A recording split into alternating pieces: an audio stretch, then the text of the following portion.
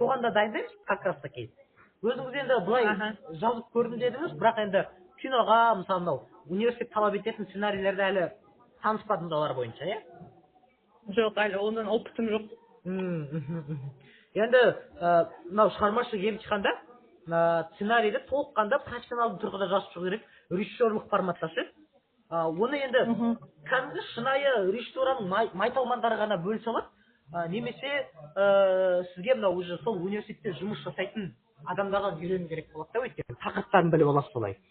Мысалы енді сізге өткіздіріп көрейік, түсіндіріп ше, өзіңіз енді понимание болу үшін, Нұрсаман ертеңгі күні барған кезде сіздің алдыңызға 3 сөз береді. Мысалы, қыз, қуыршақ, дала деген сияқты.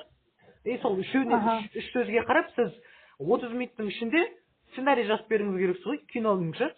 Немесе сізге бір сурет береді, сол суретке қарап, ары қарай өрбітуіңіз керексіз. Киноның сценарийі қалай жүреді. Көрдіңіз бе? Яғни бұл жерде сізге уақытпен жұмыс жасау керек, көрдіңіз бе, қайтадан. Енді сценарийді әркім жаңағы жаза алады ғой, бір жаңағы 3 сағат болсын, 4 сағатта шабыт келген кезде ше былай. Енді бұл жерде ең бастысы оқытқан кезде біз жаңағы шабытқа қарамай арнайы формула бар, мысалы структура бар ғой. Сол структураға салып арнайы шаблонна. И соны жазып шығатындай ше. Енді бұл шығармашылық болғаннан кейін әрине формула емес, кәдімгі мысалы MC квадрат деген сияқты емес математикада. Дегенмен де арнайы структурасы болады өзінің. Хаус дейді ғой. Хаустың алдын аламыз да. Өйткені адам жазған кезде көбінесе былай ойына не ең бірінші келеді, соны жаза береді. Ең соңында жаңағы қасшы болып қалуы мүмкін, немесе дұрыс шығып қалуы мүмкін деген сияқты ше. Тексеретін уақыт жоқ ол жерге ше. Көрдіңіз ба? Вот сол себепті бізде осы арнайы сөздерді береміз сіздерге. Мысалы, қандай сөздер болады? Иә? Содан кейін арнайы суреттер береміз. Өзінің бір 27-ге жуық форматтық сөздер мен суреттері болады университетте ше. Біз соны каждыйны сізге апта сайын беріп отырамыз, апта сайын 2 сценарийден жазып отырасыз ғой, үй тапсырмасы ретінде, и сізді тексеріп отырамыз. Енді бұл жерде енді кім тексереді десеңіз, бізде өте квалифицированный маман, бұл жерде Әсел Өмірсерік деген кісі сабақ береді, режиссер. Ол кісі өзі мынау Нью-Йорк фильм академиясын білесіз бе?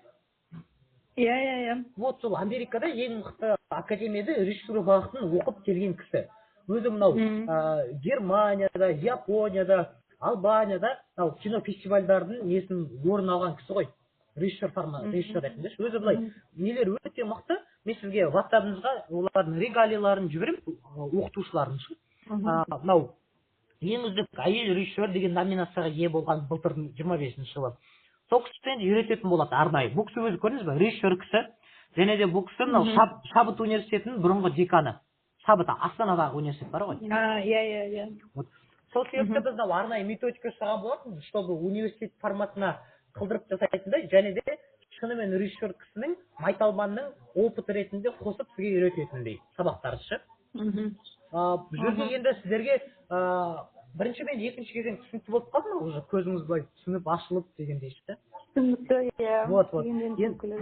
Енді самый главный Нұрсамал, бұл жерде сіз тапсыру үшін де сізге допуск алу керек болады. Естідіңіз бұл туралы? Ең маңызды допуск. Жоқ. Бұл жерде енді көбісі білмейді де, емтиханға барып, мысалы былтырдың өзінде 160 оқушы барған Жүргеновке. Соның 80-і допуск ала алмай қалған ғой. Яғни допуск ала алмай қалды деген сен не то что грантқа, сен жалпы оқуға түсе алмай қаласың деген сөз. Допуск алмасаң. Онда допуск қалай ол? Допуск қалай алады оны? Иә, ол не деген сөз допуск, иә? Сол жайын түсіндірсем, мынау кино түсіріп апару керек болады сіздерге. Арнайы киноны көрсетуіңіз керексіз. Яғни мынау менің жұмысым деп ше. Мынау менің жұмысым. Мына қарап көріңіздер. Енді ол қандай кино болу? Ол краткометражный ма, ол полный ма, иә? Оны сізге мынау арнайы бізде үйретеміз. Сізге режиссерлық деңгейде қалай күшті практика ретінде кино түсіретіндей, чтобы ол киноңыз именно допуск алуға көмектесетіндей. Мынау бізде көбінесе оқушылар оқиды, 11-ші сынып оқып жатқан, колледж бітіріп жатқан, солардың өздері түсіріп жатыр сондай фильмдерді ше. Олардың мынау кино фестивальдарда, әлеуметтік желілерде белсенділік жинап жатыр. Біздің оқушылардың жеңіп алады да. Допуск алу бір бөлек, тем более сол допусктар өте керемет болғаннан кейін кинолар неше түрлі орындар алып жатады да. Енді қалай үйретеміз бұларды? Сізге арнайы мынау Google Meet платформасы арқылы тікелей эфирлер жүріп отырады мұғалімдермен. біздің мынау түсірген киномызды разбирать етеміз. Қай жері қате кетті, қай жерін түзеуге болады. Оның алдына обязательно теория үйретеміз. Мысалы, цветопередача деген зат бар, білесіз ғой? Оны түсін қалай беру керек, андай эффекттерді қалай қозғалту керек жалпы. Яғни теориялық білім үйретеміз бірінші. Одан кейін практика жүзінде мұғаліммен уже андай дәл форматпен жұмыс жасатындай ше. Жалпы енді осылай үйретеміз. Қорытындылайтын болсам, біріншіден сізге нақты келетін тапсырмалармен жұмыс жасайсыз. Екіншіден, ең анау допуск деген шешуші кезеңдерге бөлек дайындатқызырамыз. Үшіншіден, нақты тәжірибе жинайсыз да, стажировканың арқасында. Уже портфолионыз да мощный болады уже. Мұғалімдерден. Сосын самый главный бұл жерде нұсқамал, сіз мынау ішкі гранттар, тағы грант ұтып алсам, нұр үстіне нұр болады дедіңіз ғой. Иә. Сол жағы мен есімде, как раз сол жағынан біз көмектесеміз. Мысалы, былтыр енді мемлекеттік гранттан бөлек ішкі гранттар бөлінеді. Мысалы, Жүргеновтың өзіне ішкі 7 түрлі гранты бар. Яғни ол қандай грант? Ішкі грант, сыртқы грант, ректорлық грант, әкімшілік грант, декандық грант деген сияқты нысаналы серпін деген көп түрлі, оның гранттың түрлері көп. Енді ол жерде айтады ғой, кто заинформирован, тот и вооружен дейді да. Яғни ақпаратты білетін болсаңыз, қашан тапсырады, ол жаққа не керек. Өйткені ол жерлерге де допуск деген нәрсе бар. Ол жерде не только уже кино, тағы да өзіңіздің қосымша портфолионызды, тағы да сұхбаттасу кезеңдерін жүргізу керек болады да сізге. Мысалы, гранттың жауабы августта шығады ғой, ертеңгі күні, августта. Мынау емтиханды сіз июльда тапсырдыңыз. Енді бізбен дайындасаңыз осы февральдан бастап сізді неге дейін оқытамыз? Сонау жазға шейін емтихан тапсырғанға дейін 5 ай.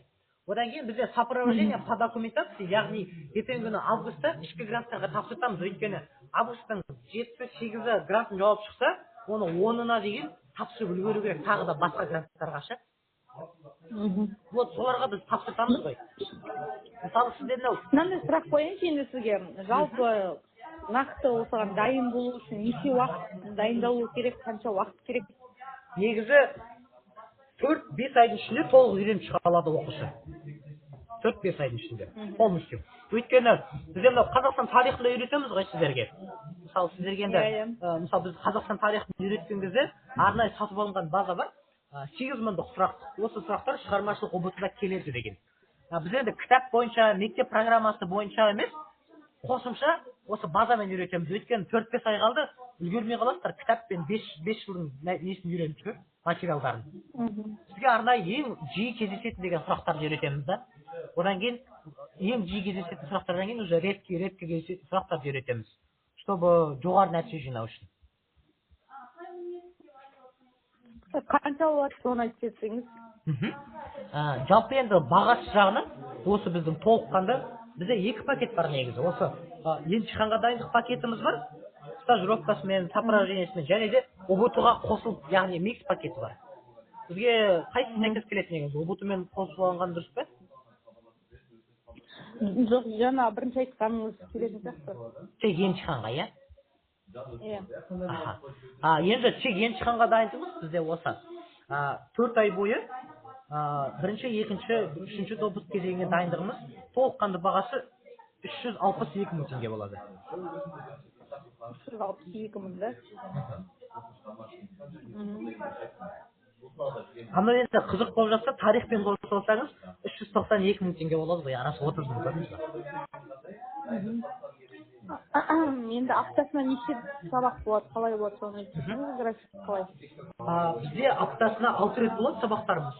Мұғалімдермен именно 3 күн бойы болады, 1 сағаттан.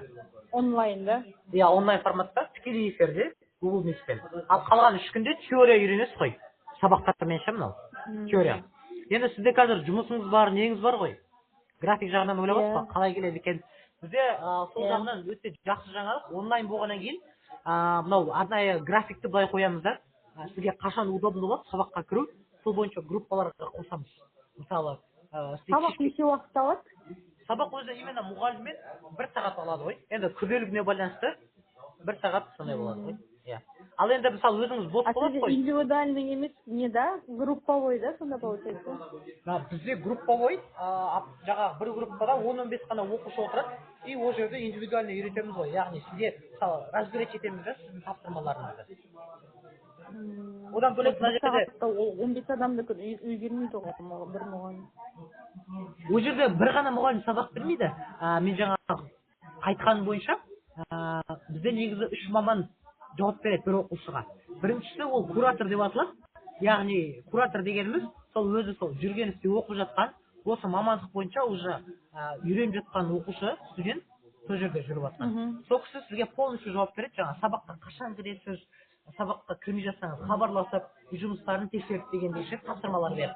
Екінші мұғалім жаңағы Әсел Өмірсерік кісі, өзі сол режиссер кісі. Сіздерді разбирать етіп түсіндіретін сол кісі болады. Одан кейін үшінші кісі мынау Дамир Амангелдин деген кісі, өзі Черный двор, Приговор, Мяу деген фильмдерде киноларға түскен өзі актер маман да. Тоже ол кісі продюсер, режиссер сол кісі. Сол кісі тоже сабақ беріп үйрететін болады сіздерге. Сол себепті үлгересіздер толық дайындалып негізі. Мынау енді мен сізге... Бұл оплата бір айға ма, или қалай? Полный 4 айға есептеле ма? Бұл полный 4 айға есептелінеді бізде. Енді бізде сразу төлем жүру керек, мысалы 360 теңге. Немесе рассрочка арқылы, Каспий банк арқылы 12 айға бөліп төлей аласыздар. Ешқандай процент ақша қосылмайды сіздер. Sana тағы бір айтқаныңыз, офлайнда болады дедіңіз ғой, жазда. Сол кіреді да бұның ішіне барлығы? Иә, барлық кіреді. Бұл бәрі есептелген ғой, біздің суммасы. Мысалы, мұғалімдермен үйрететін сабақтарын ертең стажировка, компания работасын төлейтініміз. Одан кейін жаңағы гранттардың ұтып алатын нелер үшін мүмкіндіктері. Сол бәрін есептеп келгендегі осы суммасы ғой. Мысалы, сіздерге ертең күні сентябрьда бастаймын десеңіз, дайындық үшін, ол кезде де осы сумма болады. Неге? Өйткені 4 ай, 5 ай дайындық болады, общий қайталау сабақтары жүріп отырады. Как раз хабарласып отырсыз да февральда. Өйткені курсымыз бізде сол өзі 5 ай жүреді мысалы. Ары қарай просто қайталау сабақтары. Түсінікті барлығы. Мынау рассрочкамен... Жібере қоясыз ба пакеттеріңізді? Иә, жіберіп қойын негізі. Бұлай өзіңізге рассрочкамен қарай аласыз ба, ыңғайлы бола ма? Мен ойланып көрейін, ақылдасып, сосын сізге хабарын айтайын, WhatsApp-та жіберіп қойсаңыз, мен сізге WhatsApp-тен хабарласып отырамын, нақты хабарын айтайын. Жақсы түсіндім. Мысалы, былай ғой, мен осы оқып түсіндіріп жүргеніме уже 4 жылдан астам болды да, көбісі жаңа мен ойланып көремін былай дейді да, 98%-да жоқ деп айтады да. Қатыспаймын деп ше. Сонда шыны керек айта салсаңыз, қай жер ұнамай қалды немесе ақша жағынан қысылып тұрсыз ба бұл жерде? Өйткені мен түсінуім керек. Ұнамай қалды деген жоқ, мен енді бірден жауап айту қиын ғой, әртүрлі шаралар бар, ақылдасатын адамдарым бар деген сияқты. Солармен ақылдасып, қалай болады? Енді сіз аз сумма ұсынып тұрған жоқсыз ғой.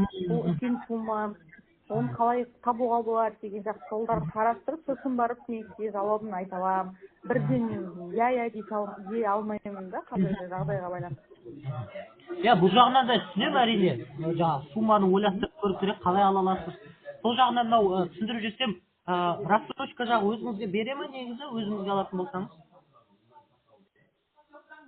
Білмеймін, ал беретін шығар бәлкім.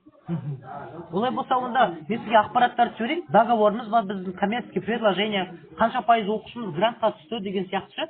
98% оқушымыз грантқа түскен. Сразу айтып жіберейін да, чтобы өзіңізге түсінікті болсын. Инстаграмды жіберейін, қарап көрсеңіз болады, кім оқытады, қанша оқытылады сол жағынан. Сосын давайте бүгін жаңағы 9-ға таман ответ бере аласыз ба негізі? 9-ға таман? Иә. Жақсы, иә. Жіберіп жіберсеңіз WhatsApp-тан. Иә, обязательно. Жақсы, онда танысқаныма қуаныштымын, ақпараттарды жіберіп қойын сізге. Сосын жаңағы 9-ға таман айтсаңыз жауабыңыз, иә? Жақсы. Салам.